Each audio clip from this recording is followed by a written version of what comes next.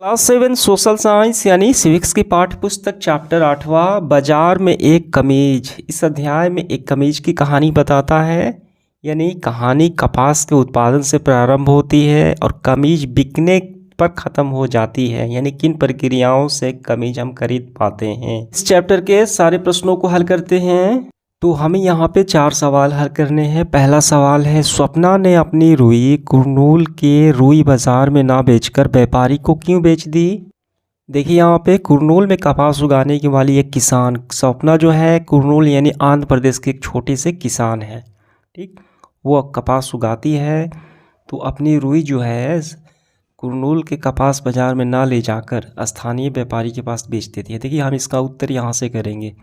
रुई एकत्र हो जाने के बाद स्वप्ना ने अपने पति के साथ कुरनूल के कपास बाजार में ना जाकर एक स्थानीय व्यापारी के पास ले जाती है। कपास की बोनी शुरू करने समय स्वप्ना ने व्यापारी से खेती के लिए बीज, खाद, कीटनाशक आदि खरीदने के लिए बहुत ऊंचे ब्याज पर 2500 कर्ज लिए थे।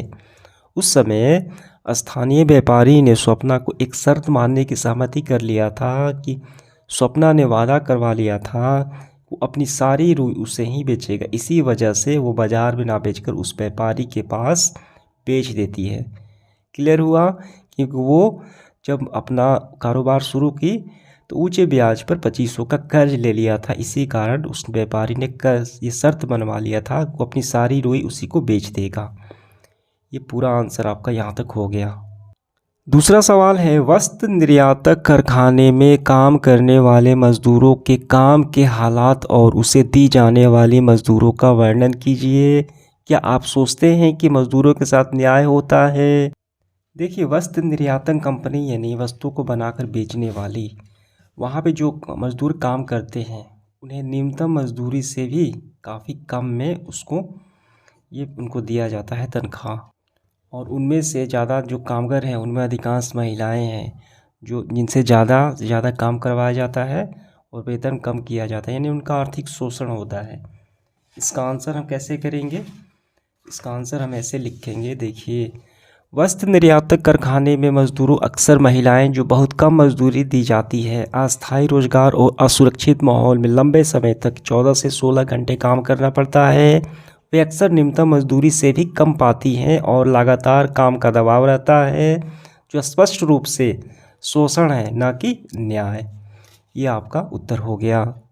अगला सवाल है तीसरा, ऐसी किसी चीज़ के बारे में सोचिए जिसे हम इस्तेमाल करते हैं डेली। वह चीनी, चाय, दूध, पेन, कागज़, पेंसिल आदि कुछ भी हो सकती है। चर्चा कीजिए कि वह वस्तु बाजार के किस श्रृंखला से होती हुए आप तक पहुंचती है, आपके घरों में पहुंचती है। क्या आप उन सभी लोगों के बारे में सोच सकते हैं इन्होंने इस वस्तुओं के उत्पादन और व्यापार में मदद की होगी।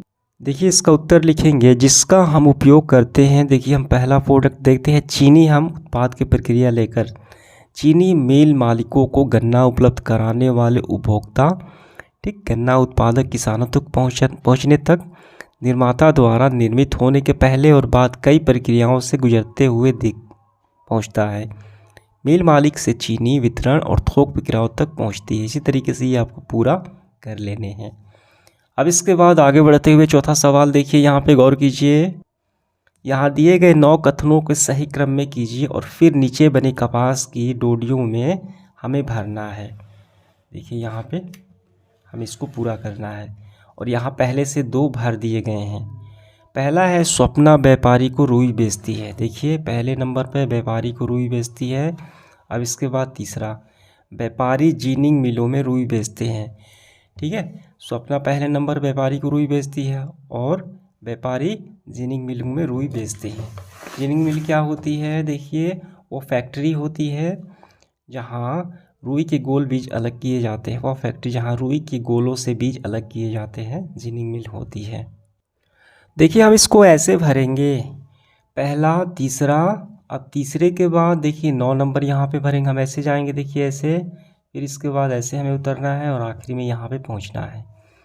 तीसरे के बाद 9 नंबर, जिनिंग मिलें रुई को साफ़ करती है और उसके गट्टर बनाती हैं। हमने देखा जिनिंग मिल का क्या होता है, रुई को साफ़ करना, गट्टर बनाना। ठीक, और उसके बाद क्या होगा, 7 नंबर होगा। ठीक। सूती काटने वाली मिलें रुई खरीदती हैं और सूत के व्यापारी को सूत बेचती हैं। 7 के बाद 5 हम भरेंगे। सूत बेचने के बाद सूत के व्यापारी बुनकरों को सूत देते हैं। फिर 5 से 8 हम भर लेंगे। यहाँ पे बुनकर कपड़ा तैयार कर कर लाते हैं। फिर यहाँ पे 4th पार्ट, गारमेंट निर्यातक कमीज बनाने के लिए व्यापारियों से कपड़ा खरीद लेते हैं।